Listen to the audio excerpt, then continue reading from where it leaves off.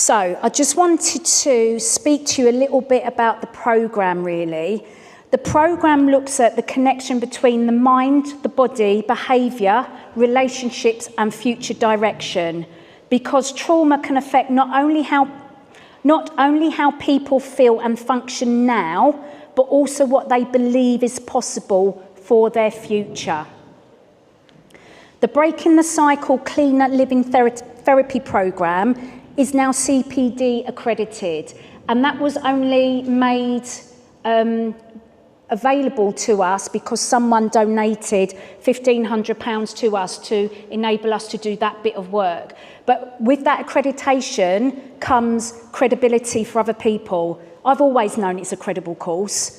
I've seen the impact of over 110,000 survivors that have gone through the course over the last 8 years, including during COVID, where I had to pivot and do online health and well-being for professionals. So I wasn't helping survivors through COVID, apart from, as my sister said, running those twice weekly peer-on-peer therapy groups to help them just remain sane and safe.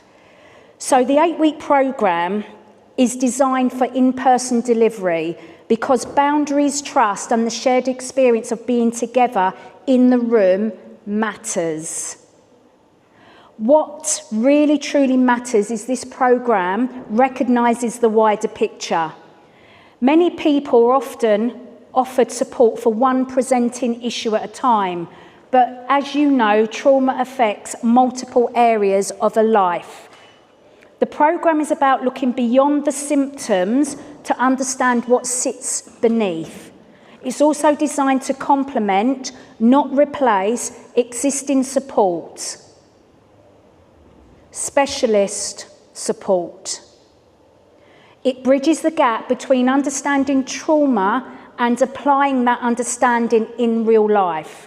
And this is reflected particularly on page 14 of your booklet, if you are following along. I don't know, okay? Of the 15 cohorts that we've had, we have learned from the participants that they may be suffering from anxiety, burnout, low self-worth, poor boundaries, emotional overwhelm, or unhealthy coping mechanisms. And this is often emotional eating, disordered eating, anorexia, bulimia. It's often being on some kind of drug, whether it's a sugar, whether it's the alcohol, or whether it's a actual drug that they're taking. And these are just coping mechanisms to help them feel safe, to help them push down the impact of what's trying to come up, yeah? And I suffered bulimia myself in my early 20s because it was a way of controlling what was trying to come up, and I didn't want it coming up because I didn't understand any of it. We don't know what we don't know, but once we do know, we can change and we can do things differently, yeah? So it's really important that we give the education and the awareness to people who have suffered abuse, so that if they are suffering ill health, and often they are, that their symptoms are usually connected to the trauma, the adverse childhood experiences that they've suffered as a child and young person, even as an adult, especially if they're going through domestic violence as an adult as well. So we need to actually spell it out to individuals that are suffering. Could your symptoms be connected to this? Everybody that I've spoken to in this space, the answer is yes. Resounding yes. So we probably need some research into that as well. The research people have gone, but we'll relay that via this video. So the programme recognises the wider picture.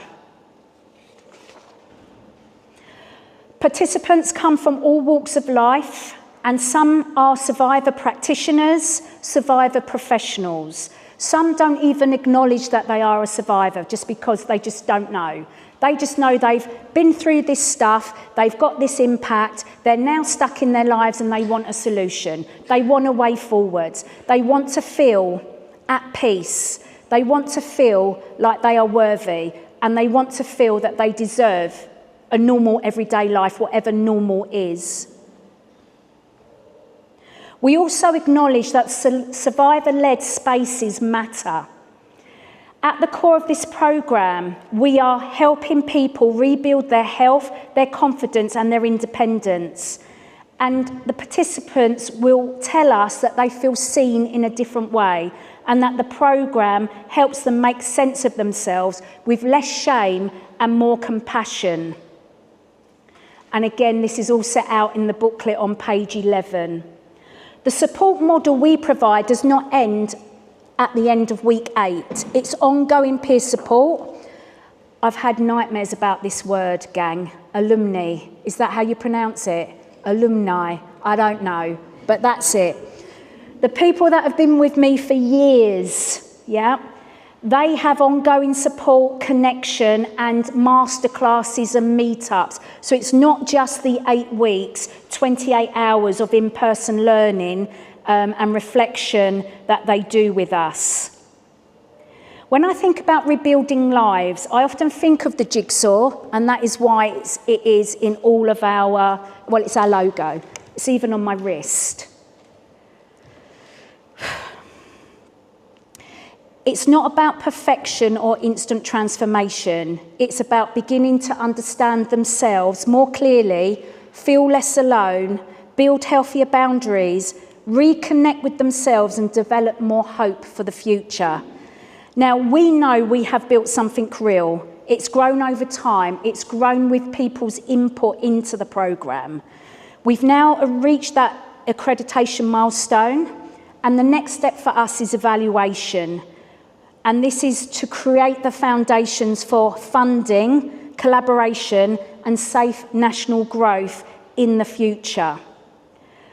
So I just want you to think about maybe when you come to do the Capture the Room activity later on, before you leave, if you can share maybe what you've learnt today, or maybe how you can get involved in the future, or who in your network you could open us up to so that we can make this course accessible to more people.